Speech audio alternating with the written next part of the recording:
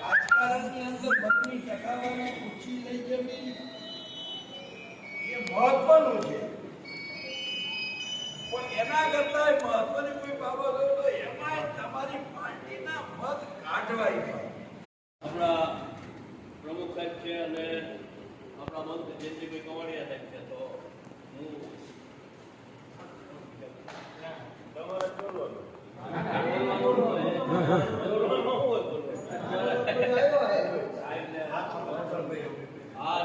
એનો સમય જે છે સવારે 7 વાગ્યાથી મતદાન ચાલુ થશે.